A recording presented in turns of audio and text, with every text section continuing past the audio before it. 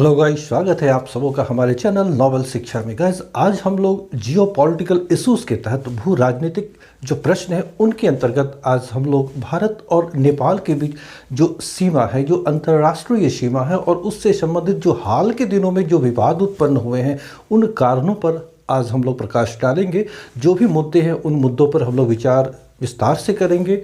नेपाल के द्वारा हाल के दिनों में जो नया नक्शा जारी किया गया और उसमें भारतीय भू क्षेत्र के अंतर्गत कालापानी, लिम्पियाधुरा और लिपुलेख को उन्होंने अपना इलाका बताया, तो उससे संदर्भित जो भी मुद्दे हैं उन पर हम लोग आज ध्यान केंद्रित करेंगे। जो ज्योग्राफिकल स्थिति है, जो भौगोलिक स्थिति है, उन भौगोलिक कारणों पर हम लोग प्रकाश डालेंगे और जो भी विवाद है उससे संबंधित थोड़ा सा इतिहास की ओर भी हम लोग चलेंगे, क्योंकि नेपाल के साथ जो हमारा संबंध है सदियों पुराना है, रोटी बेटी का संबंध है। और फिर हाल के दिनों में जो विवाद उत्पन्न हुआ है वो निश्चित रूप से थोड़ी सी चिंता की लकीर अवश्य खींचती है। लेकिन शुरू करते हैं एक नए विषय के साथ, भारत नेपाल संबंधों पर आधारित।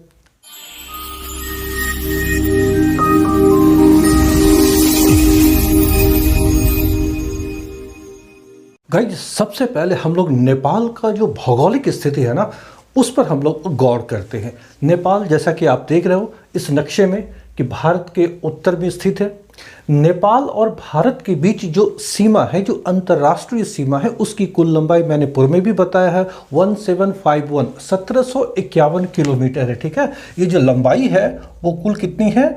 1751 किलोमीटर की लंबाई है, जो दोनों देशों के बीच जो अंतर्राष्ट्रीय सीमा है। नेपाल के उत्तर में ये चीन का इलाका, जो पहले तिब्बत था अब वो चीन का पार्ट है, तो वो चीन है। और नेपाल तीन ओर से भारतीय भू क्षेत्र से घिरा हुआ है। नेपाल के पश्चिम, नेपाल के दक्षिण और नेपाल के पूर्व में भारत का ही भूभाग है। जैसा कि मालूम है कि नेपाल भारत के 5 राज्यों के साथ अपनी सीमा साझा करती है। मैं उसे रिमाइंड कर दूं आपको कि ये सबसे पहले उत्तराखंड, फिर उत्तर प्रदेश, बिहार, वेस्ट बंगाल और सिक्किम, ये 5 राज्य हैं जिसके साथ नेपाल की सीमा लगती है।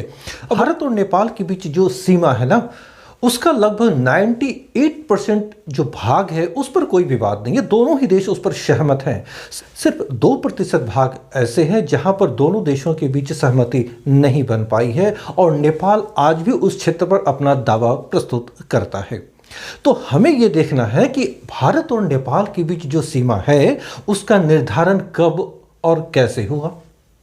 तो जरा बैक हम लोग चले तो सबसे पहले हम लोग देखते हैं कि 1814 और 16 के बीच इंडो नेपाल युद्ध हुआ, तो ब्रिटिश काल में। और युद्ध की जो समाप्ति थी वो सुगौली की संधि के द्वारा हुई थी, जो 4 मार्च 1816 को संपन्न हुआ था। ये सुगौली की संधि, सुगौली बिहार में पूर्वी चंपारण जिले में स्थित है। इस संधि के द्वारा यह तय किया गया था कि नेपाल का भौगोलिक क्षेत्र क्या होगा। इस संधि के पश्चात नेपाल के महाराज ने यह स्वीकार किया था कि नेपाल का जो पश्चिमी सेक्शन कुमायूं गढ़वाल का इलाका है उस पर वो दावा नहीं करेंगे और उन्होंने स्वीकार किया कि वो इलाका ब्रिटिश भारत का अंग है। ठीक इसी प्रकार उसने यह भी एक्सेप्ट किया, स्वीकार किया कि नेपाल के पूर्वी भाग में जो सिक्किम का इलाका है वो भी ब्रिटिश भारत का अंग है।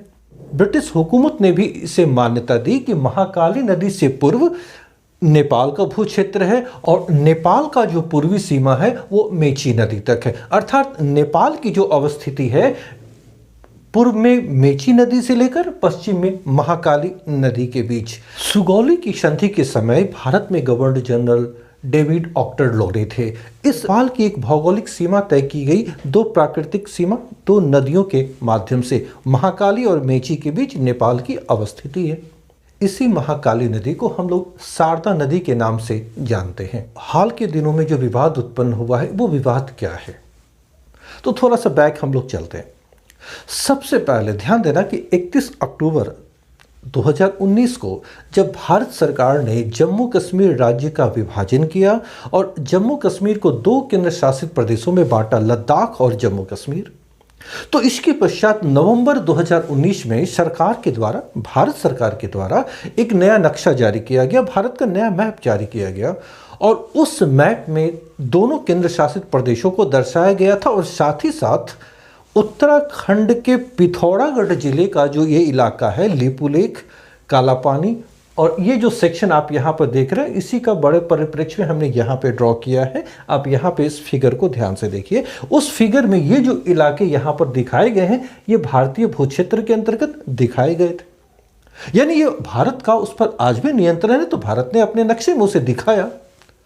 नेपाल उसी समय इसका विरोध किया। उन्होंने कहा कि ये गलत है। हालांकि भारत ने उनकी बातों पर अधिक ध्यान नहीं दिया, लेकिन नेपाल ने विरोध दर्ज कराया था कि ये नक्शा गलत है, ये विवादित क्षेत्र है, क्योंकि नेपाल भी उस पर दावा करता है। विवाद आगे कब बढ़ी? जब इस वर्ष 8 मई को हमारे रक्षा मंत्री राजनाथ सिंह ने एक सड़क मार्ग का उद्घाटन किया जो पिथौरागढ़ से लिपुलेख दर्रे के बीच कनेक्ट करती थी। पिथौरागढ़ की मैं बात करूं तो पिथौरागढ़ यहाँ पर उत्तराखंड में ही पिथौरागढ़ यहाँ है, और ये एक सड़क मार्ग इस कालापानी से होते हुए लिपुलेख यहाँ तक, यहाँ पर ये दर्रा है लिपुलेख, ये कालापानी का इलाका और ये लिम्पियाधुरा का इलाका। देखिए मैंने ये बोर्ड पर बनाया है, यहाँ पे आपको मैं आगे बताने वाला हूँ। ये जो सेक्शन है, तो ये जो सड़क मार्ग का उद्घाटन हुआ तो अब हमारे क्षेत्र में भारत सरकार ने इसे बनाया, लेकिन नेपाल ने कहा कि चूंकि ये क्षेत्र उस इलाके से होकर क्रॉस करती है जिस पर नेपाल दावा करता है। नेपाल का ये कहना है कि लिपुलेख दर्रा, काला पानी और लिम्पियाधुरा ये उनके इलाके हैं, क्योंकि जो सुगौली की संधि थी उसमें कहा गया है कि महाकाली नदी से जो पूर्व के इलाके हैं वो नेपाल का हिस्सा होगा। तो अब यहाँ पर ये पॉइंट ध्यान से देखने योग्य बात है, भारत और नेपाल के बीच असहमति कहाँ पर है? महाकाली नदी को लेकर। महाकाली नदी का उद्गम स्थल नेपाल के विशेषज्ञों के अनुसार लिम्पियाधुरा है। ध्यान से समझिएगा, उनके अनुसार महाकाली नदी का उद्गम लिम्पियाधुरा है। तो लिम्पियाधुरा के जो पूर्वी सेक्शन होंगे यानी वो यहां तक नेपाल का इलाका बता रहा है, क्योंकि सुगौली की संधि में ये वर्णित है। भारत के विशेषज्ञों की मान्यता है, या भारत सरकार शुरू से ब्रिटिश इंडिया के दौर से यह मान्यता है कि महाकाली नदी कई धाराओं, कई नालियों, कई झरनों के मिलने से बनी है। इनकी अनेक शाखाएं हैं जो काला पानी, चूंकि काली नदी से ही एक शब्द निकला है काला पानी, वो आप ध्यान से देखिए। लिपुलेख के साउथवर्ड ये जो इलाके हैं ये भारतीय क्षेत्र उत्तराखंड का इलाका है, यहाँ पर नेपाल की सीमा मौजूद है। बिल्कुल पास में ही काला पानी का इलाका है, काली नदी से ही ये नाम निकला है। वहाँ पर बहुत सारी धाराएं आकर मिली हैं और उसी से एक नदी का उद्गम हुआ है। वो नदी निकली है जो महाकाली नदी है, और भारत और नेपाल के बीच सीमा बनाते हुए आगे बढ़ती है दक्षिण की दिशा में।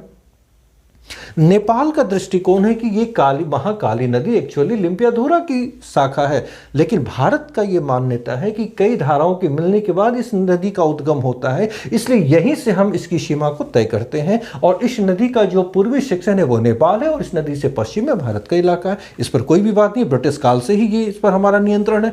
लेकिन नेपाल इसी तर्क को स्वीकार नहीं करता है और वो कहता है कि ये इलाके हमारे इलाके हैं। अब हमारे लिए इंपॉर्टेंट क्या हो जाता है, ध्यान रखिएगा कि लिपुलेख दर्रा जो भारत और चीन के बीच हिमालय को क्रॉस करने का एक मार्ग है, एक पास है, वो कहता है कि नेपाल हमारा भू क्षेत्र है, हमारे इलाके हैं। लेकिन आरंभ से 1962, ध्यान रखिए 1962 से पहले यहाँ पर हमारे कोई सैनिक आईटीबीपी के जवान जो आज तैनात है पहले नहीं हुआ करते थे। तो ये जो इलाके 1962 वार के बाद महत्वपूर्ण हो गए, और जब हमारे और चीन के बीच संबंध सुधरे और जब हमने सीमाओं को खोलना शुरू किया तो लिपुलेख दर्रे को जब ओपन करने की बात आई तो फिर नेपाल ने इसका विरोध किया था। अब लिपुलेख दर्रा हमारे लिए कितना महत्वपूर्ण है इस पर हम लोग थोड़ा सा ध्यान दें। 8 मई 2020 को जब रक्षा मंत्री राजनाथ सिंह ने इस सड़क मार्ग का उद्घाटन किया तो नेपाल ने इसका विरोध किया, और 20 मई 2020 को ही उन्होंने नेपाल का एक नया नक्शा जारी कर दिया। और उस नए नक्शे में उन्होंने इन इलाकों को कौन कौन, लिपुलेख, काला पानी और लिम्पियाधुरा, आप इस नक्शे को ध्यान से देखिए, इस क्षेत्र को वो अपना इलाका दर्शाया, जबकि इस पर भारत का वर्तमान में अधिकार है। अब इस क्षेत्र को नेपाल ने अपना कहा और अपने नक्शे में दर्शाया, तो अब भारत ने इसका विरोध किया कि ये गलत है, इसके लिए कोई तथ्य नहीं है, कोई प्रामाणिकता नहीं है जो नेपाल ने शो किया। लेकिन नेपाल ये दावा करता है कि वो इलाके हमारे हैं। विवाद यही से उत्पन्न होती है। तो पहले हम लोग अब ये देखेंगे कि आखिर इसकी जो भौगोलिक स्थिति है, सबसे पहले हम लोग देखें लिपू लेक, काला पानी और थोड़ा लिपियाधुरा के बारे में। गाइज, सबसे पहले हम लोग भौगोलिक स्थिति पर ध्यान दें लिपू लेक दर्रे के संदर्भ में। लिपू लेक ट्राई जंक्शन उस क्षेत्र को कहा जाता है जहां पर 3 देशों की सीमाएं लगती हैं। तो ट्राई जंक्शन यहाँ पर भारत, नेपाल और चीन बिल्कुल कॉर्नर पर ये स्थल मौजूद है जो लिपू लेक दर्रा है। ये एक पास है। इसकी जो हाइट है समुद्र तल से 5200 मीटर की ऊंचाई पर ये अवस्थित है। जो भौगोलिक स्थिति है उसे मैंने बोर्ड पे भी लिखा है, आप नोट कर सकते हैं। ये एक ट्राई जंक्शन है 3 देशों के बीच। और सबसे खास बात, जो टकलाकोट पुरंग जो तिब्बत का एक नगर है, जो व्यापारिक नगर है, वो निकटतम है लिपू लेक दर्रे से, वहाँ से वो कनेक्ट होती है। तो प्राचीन काल से ही खासकर भूटिया जनजाति के लोग जो उत्तराखंड और नेपाल के इन पर्वतीय सेक्शनों पर वे लोग रहते हैं, उन लोगों का आवागमन तिब्बत के साथ लगातार बना रहा है और वे लोग व्यापारिक गतिविधियों में संलग्न रहे हैं। जब भारत और चीन के बीच युद्ध हुआ 1962 में और ये दर्रे, ये पास बंद हो गए थे, तो यहाँ के भूटिया जनजाति के लोग जो व्यापारिक गतिविधियों को संचालित करते थे, वे अब नेपाल की, चूंकि भारत और नेपाल की भी सीमा खुली हुई है, तो वे इस दर्रे से आगे बढ़कर यहाँ पर टिंकर पास दर्रा, ये जो नेपाल के सेक्शन में है, आप यहाँ ध्यान दें, ये टिंकर पास दर्रा है, ये टिंकर पास है, ये नेपाल के सेक्शन में है, नेपाल और चीन को कनेक्ट करता है। तो यहाँ से भूटिया जनजाति के लोग अपने व्यापारिक गतिविधियों को संचालित करने के लिए अब इस दर्रे का प्रयोग करना आरंभ कर दिए थे। गाइज, अब काला पानी के संदर्भ में हम लोग देखें जो भौगोलिक स्थिति है।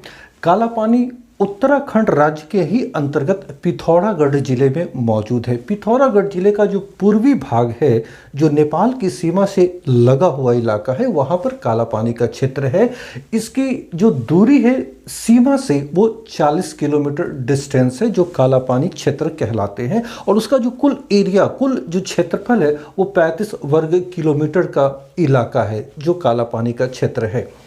और ये काला पानी जो नाम है एक्चुअली काली नदी से ही लिया गया है। ठीक है गाइज, जो घटनाक्रम है उससे संदर्भित जो बातें मैंने बोर्ड पे लिखी है, आप उस पर ध्यान दें कि सबसे पहले नवंबर 2019 में भारत सरकार के द्वारा जो संशोधित मानचित्र जारी किया गया, उसमें काला पानी के क्षेत्र को भारतीय भूक्षेत्र में दर्शाया गया, जो पहले से भारत के अधिकार में तो थे ही।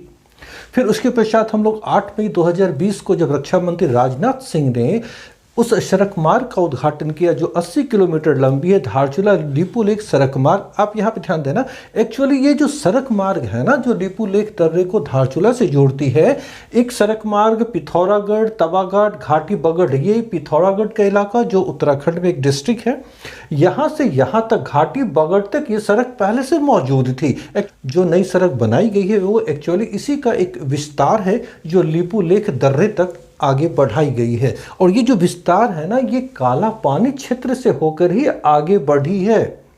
इसलिए नेपाल ने विरोध किया, क्योंकि वो कहता है कि काला पानी का इलाका हमारा क्षेत्र है। तो सबसे पहले यहाँ पर घटनाक्रम तो आपको समझ में आ गई होगी कि ये शुरुआत कैसे हो रही है। ठीक है गाइस, अब हम लोग ये देखते हैं कि भारत सरकार ने जिस सड़क मार्ग का उद्घाटन किया हमारे रक्षा मंत्री राजनाथ सिंह ने, वो हमारे लिए कितना महत्वपूर्ण है। 2 बातों को वो हमें ध्यान में रखना है। सबसे पहला कि कैलाश मानसरोवर की यात्रा, जैसा कि मालूम है कि प्राचीन काल से ही हमारी ये मान्यता रही है कि भगवान शिव का वो निवास स्थान है जो कैलाश मानसरोवर का पर्वत है।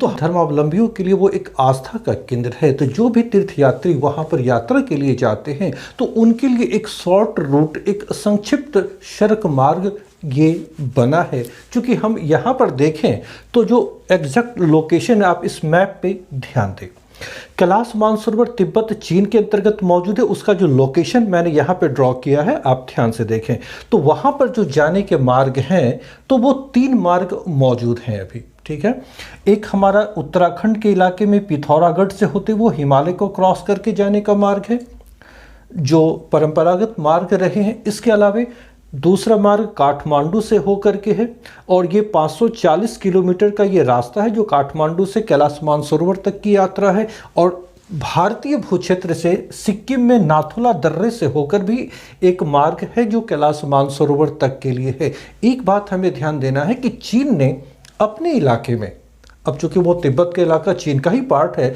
तो उन्होंने अपने इलाके में बेहतरीन सड़क मार्ग का निर्माण कर चुके हैं। पर्यटकों को आकर्षित करने के लिए सारी सुविधाएं यहाँ पर उन्होंने मौजूद करवा रखी हैं।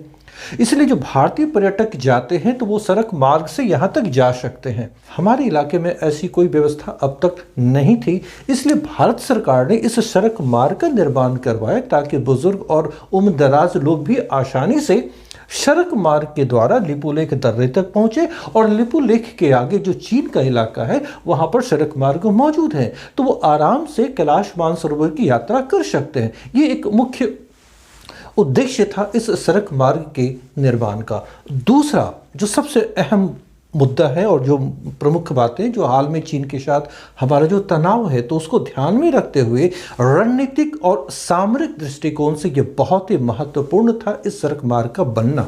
क्योंकि ध्यान रहे, हमारे देश की जो राजधानी अगर मैं यहाँ ड्रॉ करूँ तो दिल्ली यहाँ पर है।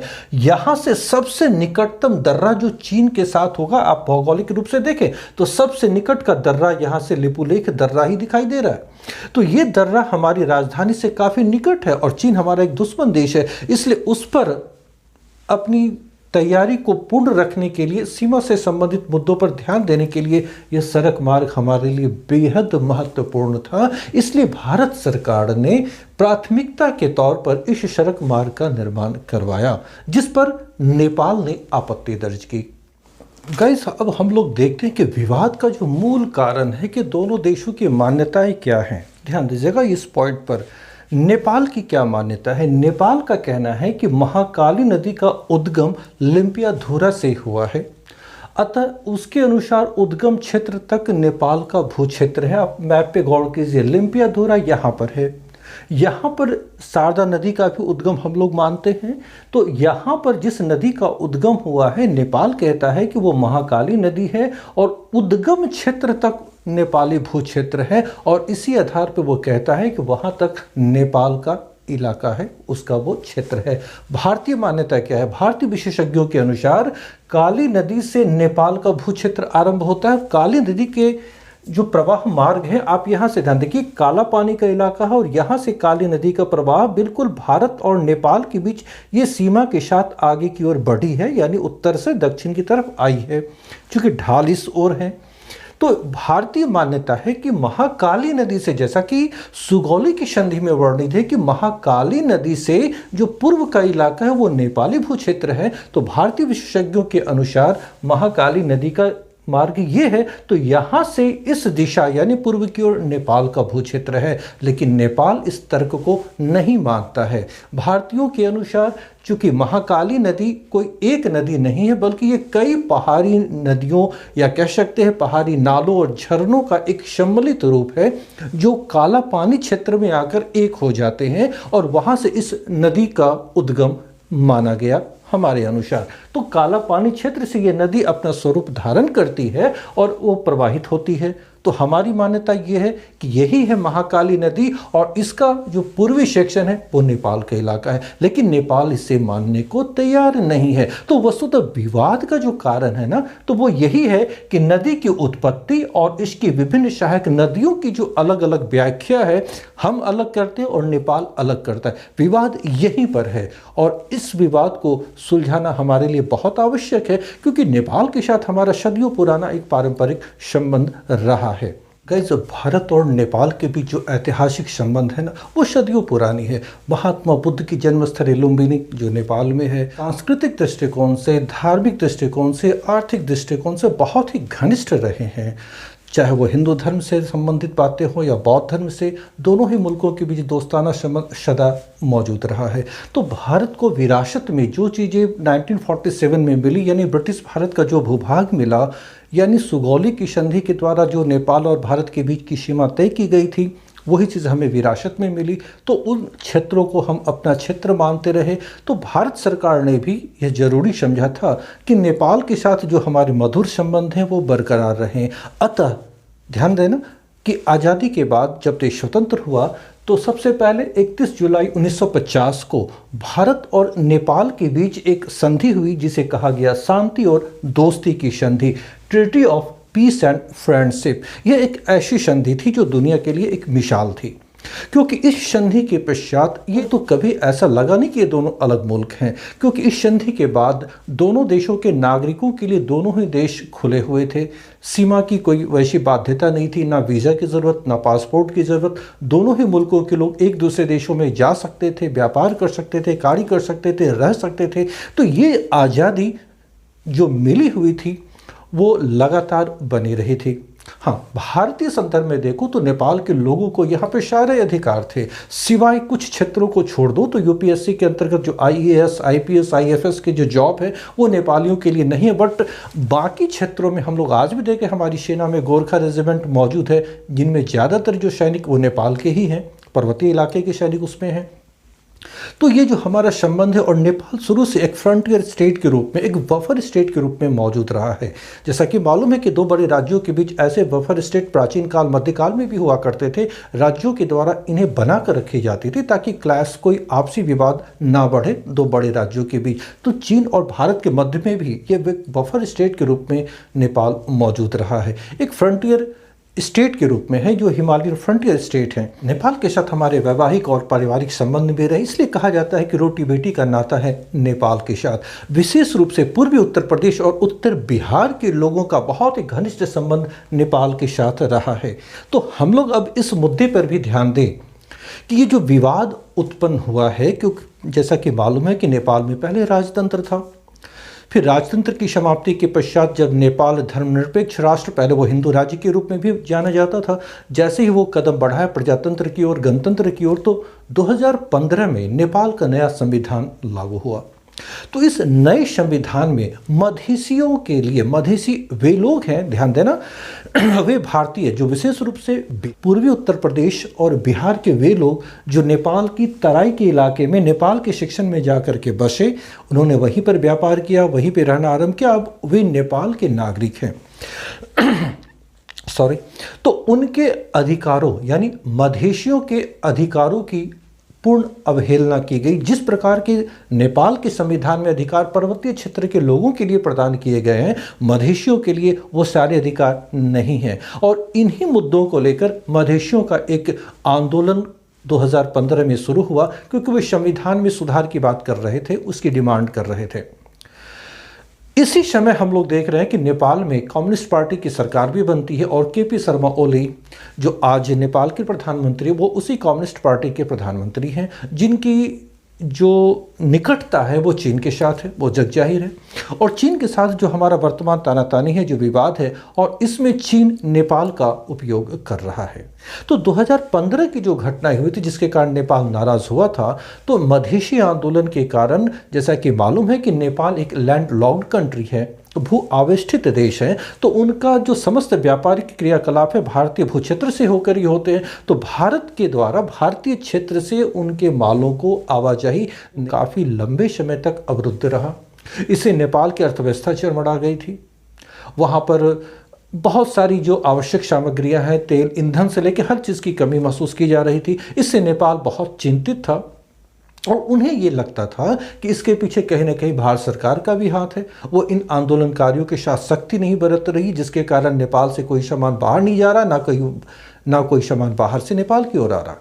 तो वो नेपाल के लिए एक चिंता का विषय था, और कहीं ना कहीं भारत सरकार भी इसमें अप्रत्यक्ष रूप से आंदोलनकारियों के साथ थी, क्योंकि निसंदेह इन मधेसियों के साथ भेदभाव किया गया है नेपाल के संविधान में।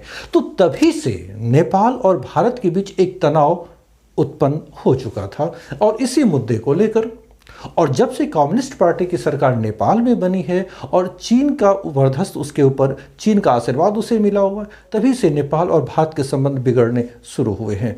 तो ये हमें ध्यान रखना है कि नेपाल के साथ जो हमारा सदियों पुराना संबंध है, वो इतनी आसानी से खत्म होने वाली नहीं है। जो भी मुद्दे हैं उसे हम आपसी बातचीत से सुलझा सकते हैं, और नेपाल जो कि हमारा शुरू से एक घनिष्ठ सहयोगी और पड़ोसी रहा है, एक अच्छे पड़ोसी के रूप में वो सदा से ही रहा है, वो आगे भी बनी रहेगी। नेपाल के संदर्भ में ही जो बातें हुई, उसी से मैं आज इस सेशन का अंत कर रहा हूँ। गाइस, मैं आपसे कहना चाहूँगा कि अगर आपको हमारी वीडियोस अच्छे लगते हैं तो काइंडली आप सब्सक्राइब भी कर लें ताकि हमारे वीडियोस अब लगातार आएंगे तो वो आपको आसानी से बहुत जल्दी अवेलेबल हो जाए, उसका नोटिफिकेशन आपको यथाशीघ्र मिल जाए और आप उसे देख सकें। अगर पसंद आते हो तो लाइक भी करें, क्योंकि हमने अब एक नया पैटर्न अपनाया है, क्योंकि आप पीटी और मेंस भी कवर कर लें। मैं बोर्ड पे इसलिए लिख दे रहा हूँ पहले, ताकि उससे संबंधित जो पॉइंट्स हों उसे आप स्क्रीनशॉट ले लें, लिख लें, ताकि विश्लेषण के रूप में अगर कोई कारण पूछा जाए तो उससे संदर्भित जो बातें हैं वो आप आराम से उसका रिप्लाई दे सकते हैं। ओके गाइस, मिलता हूँ नेक्स्ट वीडियो में। Thank you.